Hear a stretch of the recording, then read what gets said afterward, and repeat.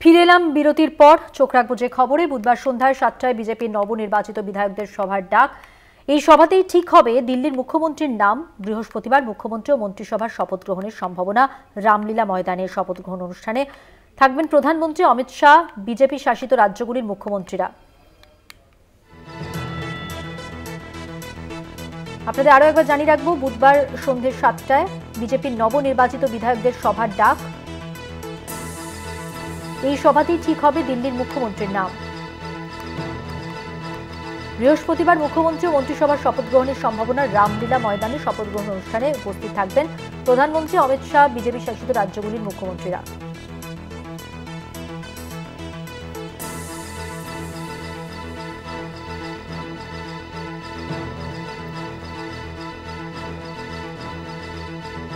আজ সন্ধ্যায় 7টায় বিজেপির নবনির্বাচিত বিধায়কদের সভার ডাক। আর এই সভাতে ঠিক হবে দিল্লির মুখ্যমন্ত্রীর নাম।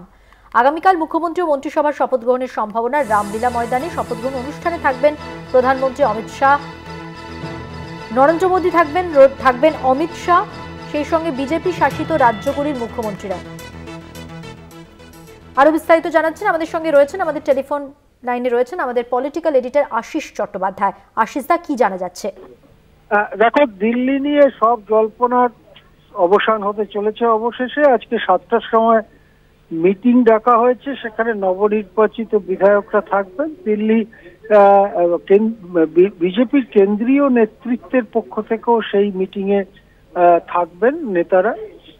সেখানেই ঠিক হয়ে যাবে মুখ্যমন্ত্রী নাম। সম্ভবত একাধিক উপমুখ্যমন্ত্রী করতে চলেছে বিজেপি দিল্লিতে, তাদের নাম এবং মন্ত্রী তাদের নামও ঠিক হয়ে যাবে। যেটা জানা যাচ্ছে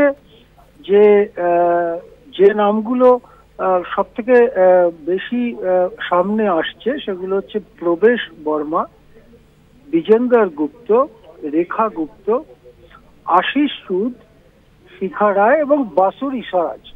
এই নামগুলোর মধ্য থেকেই হবে বলে মনে করা হচ্ছে মুখ্যমন্ত্রী, উপমুখ্যমন্ত্রী এবং মন্ত্রিসভার সদস্যরা। 7 জনের মন্ত্রিসভা হবে।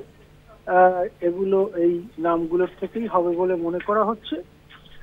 রামলীলা ময়দানে কালকে 4:30টার সময় শপথ গ্রহণ অনুষ্ঠান। শপথ গ্রহণ অনুষ্ঠান খুব ধুমধাম করে করতে চাইছে বিজেপি, কেননা অনেক বছর পর, 27 বছর পর বিজেপি দিল্লিতে ক্ষমতা দখল করলো।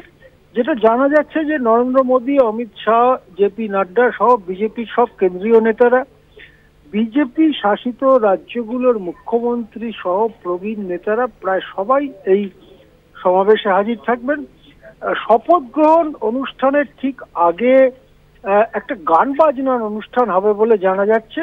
সেখানে খুবই খ্যাতনামা শিল্পীদের দেখা যেতে পারে।